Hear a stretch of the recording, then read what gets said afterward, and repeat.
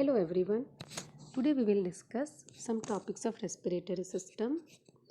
Our learning objectives are pneumonia, chronic bronchitis, bronchiectasis and asthma. Pneumonia you should know in detail because it is quite prevalent and common infection of lung.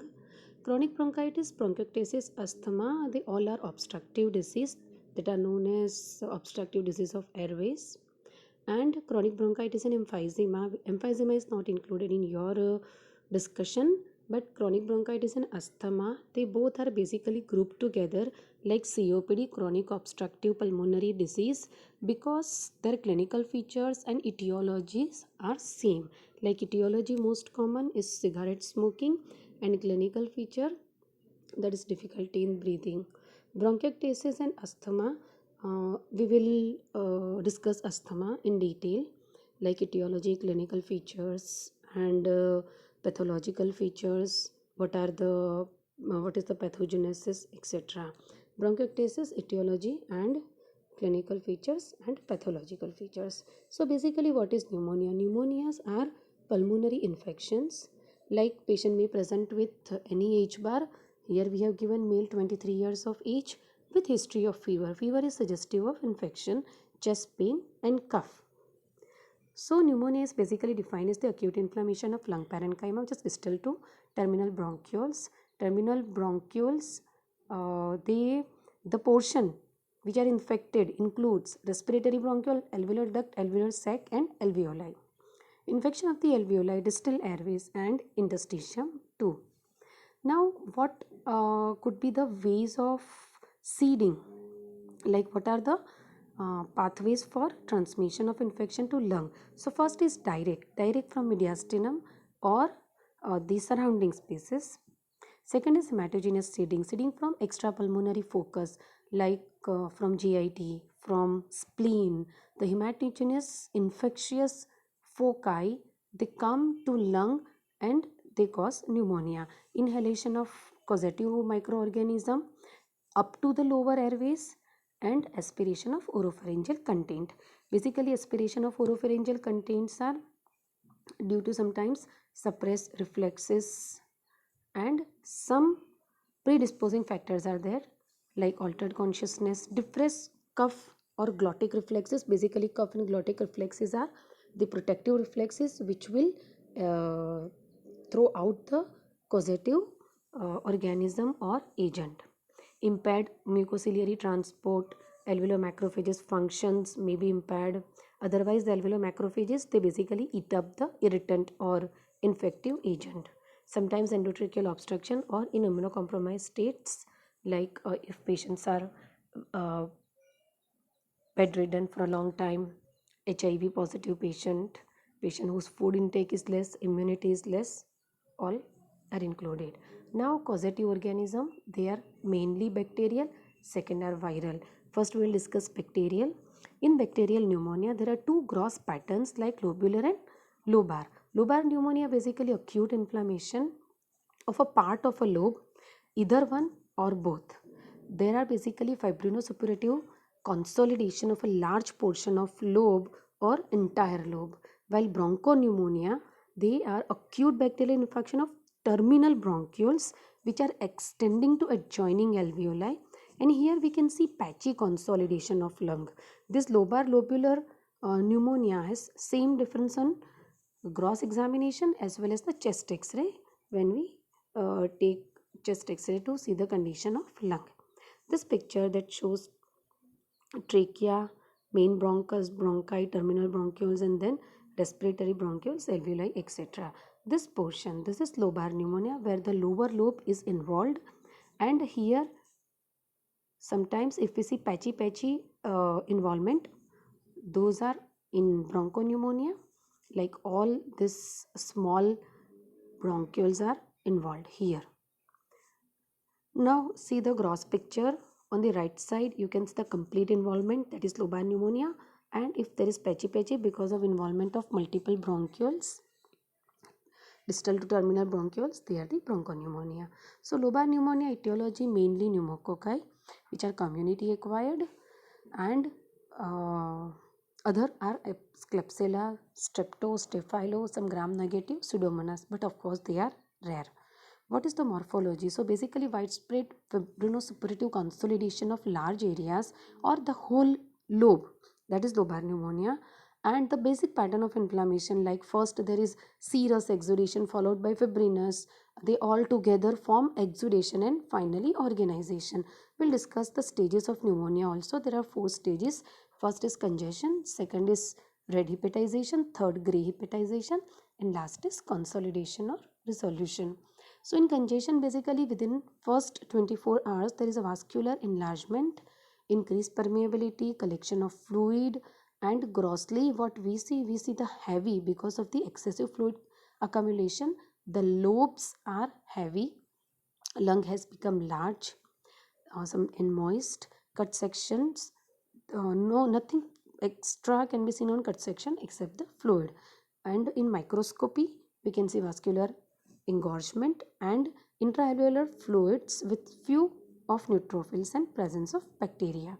Second is red hepatization. After 24 hours up to 2 to 4 days, it will convert into red hepatization, that distinctly red form, airless. Normally the lungs are spongy. They have alveoli. Alveoli contains air. That means if you squeeze them, they can be soft in consistency. So here the consistency has converted to somewhat like liver. That means hepatization. So they are known as red hepatization. And microscopically there is exudates along with collection of inflammatory cells, fibrin material, and white cells which engulf the bacteria. This is the microscopy, and this are the alveoli, alveolar septa which separates the alveoli. They are here somewhat thinned out, and you can see here large collection of neutrophils. This alveoli are filled with the neutrophils and RBC.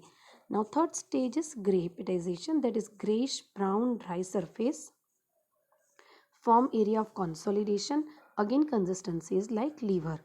Microscopically there is disintegration of inflammatory cells and fibrin deposits are abundant.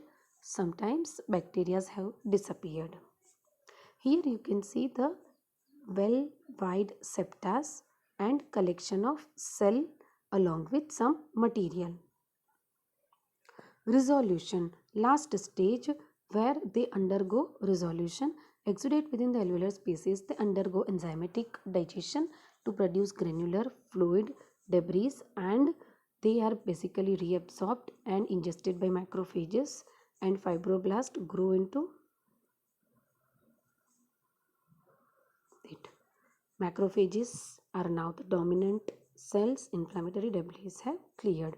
Complication could be if it is recover well, if it will not recover, or sometimes within the recovery phase complication may occur like abscess formation, empyema, organization, and bacterial dissemination to other organs like brain, kidney, spleen, etc. Second is bronchopneumonia, that is the patchy consolidation of one or more lobes.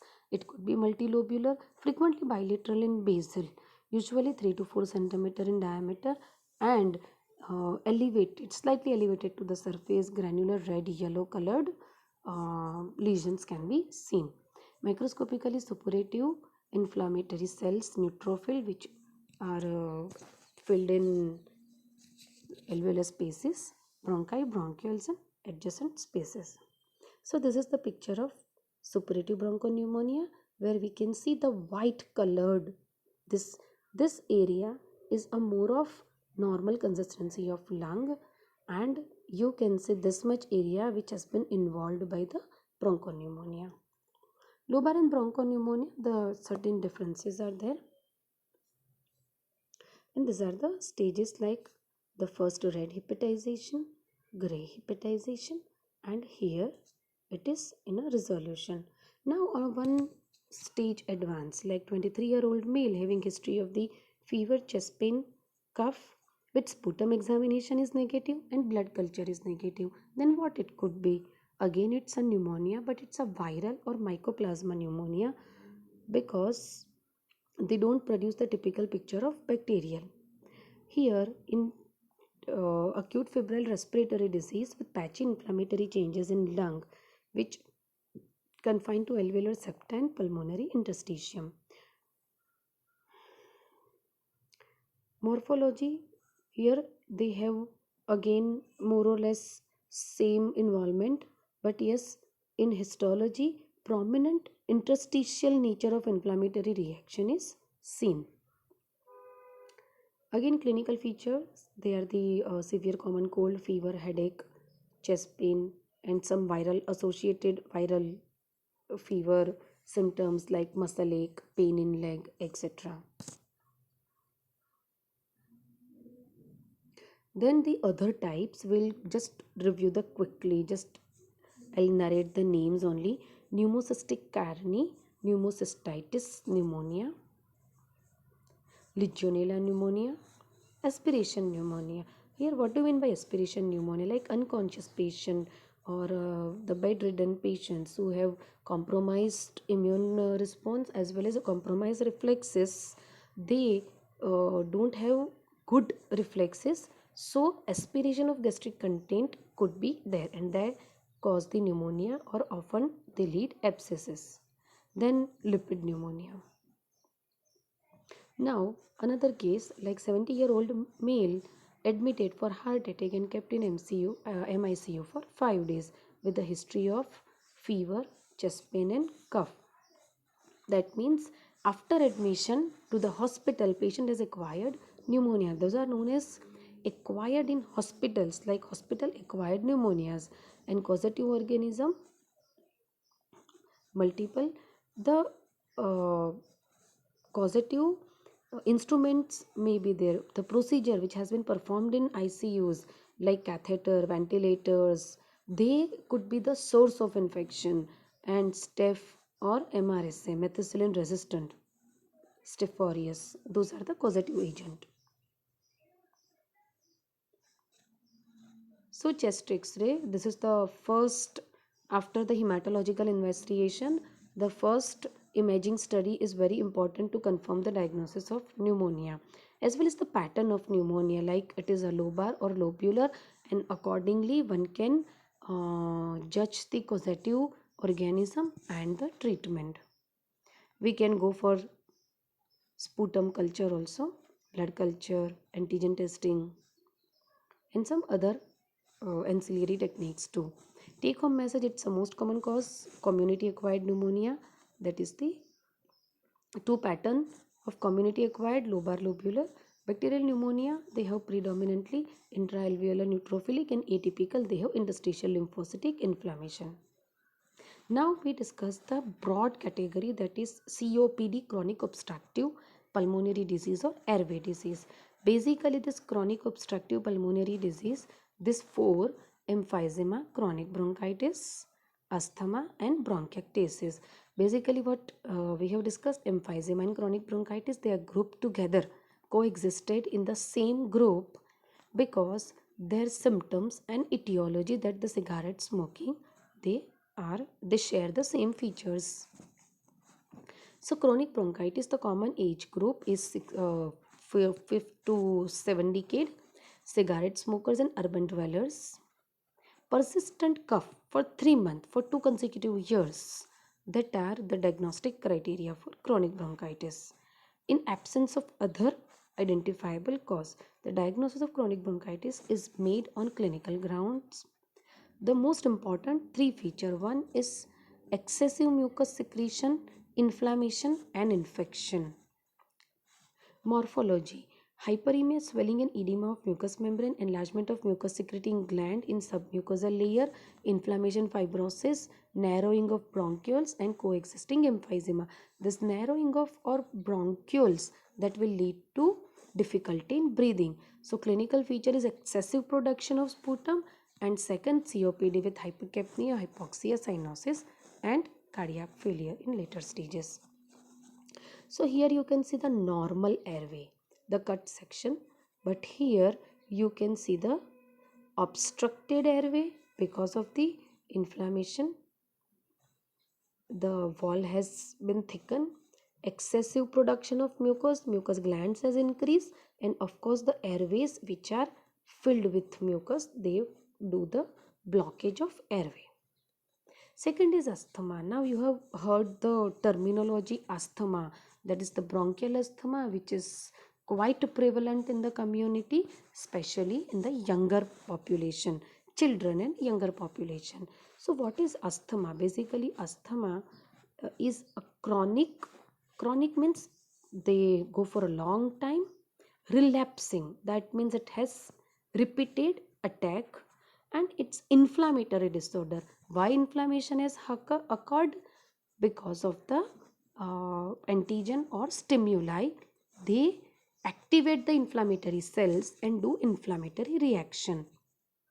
But most important, reversible bronchoconstriction, like when patient is suffering from the acute attack, there will be acute bronchoconstriction, and they are reversible if medication is given at a proper time, then bronchoconstrictions are reversible.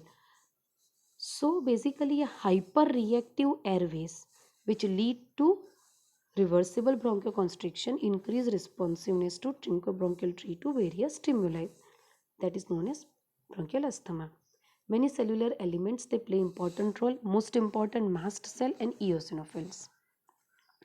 Two types, extrinsic, intrinsic. Extrinsic atopic allergic, which is quite common, and intrinsic, they are non-atopic, idiosyncratic.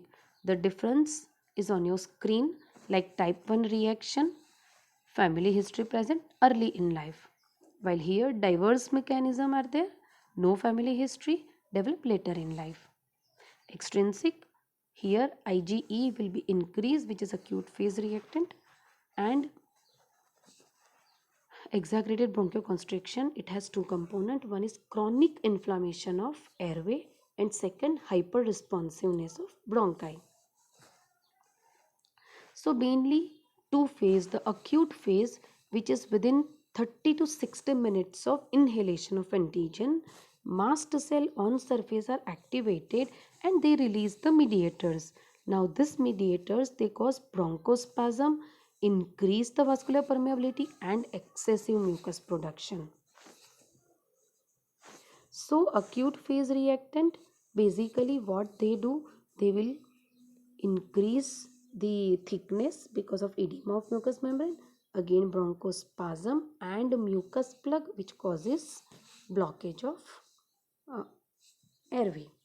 The late phase, where leukocytes are actually, the recruitment of leukocytes are due to the mast cell. Mast cells are basically the causative triggers here, and one has to take mast cell stabilizers for the longer time to sometimes prevent the asthmatic events. So again, inducers like allergen, chemical sensitizers, air pollutant and virus or anything else, they cause inflammation, hyperresponsiveness, some trigger like exercise or cold air, and symptoms are cough, wheeze, dyspnea. Some drug induced bronchial asthmas are also there, occupational of course there, chemical gases, there are so many triggers, like the list will go on, and number of triggers are there. Irritants in day-to-day life, some food additives, medication, tobacco, gastric reflux, pollutants, some PAT, some pollens, allergens, the at workplace, maybe plenty of triggers. Component of this attack, first is bronchospasm, second is inflammation, and third is excessive mucus production. Here you can see the normal bronchiolar tube, and in asthmatic patient, the hypertrophied, constricted, irregular airways and excessive mucus production. So morphology, the lungs which are distended, occlusion of bronchi and bronchioles are seen. Striking feature is mucus plug. Histological finding, we can see the increased number of, first is mucus, second is increased number of cell, secretory agent and blocked pathway. Then some other associated features like Kirschmann spirals, Charcot-Leyden crystals can be seen. This is the histology where you can see the inflammation. Number 2, mucus plug. Number 3 and number 4, constriction.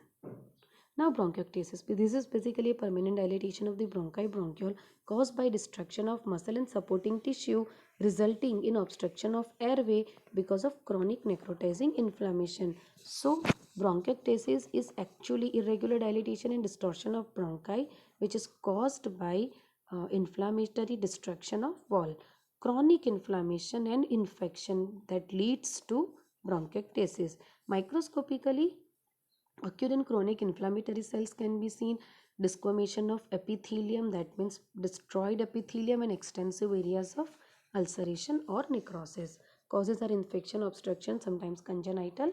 Also, clinical features again cough, persistent cough and sputum, mucopurulent because of infection, purulent suggest infection, and sometimes with blood, also clubbing of figures due to hypoxia.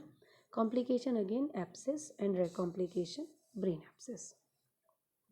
This is a gross specimen lung showing dilated airways.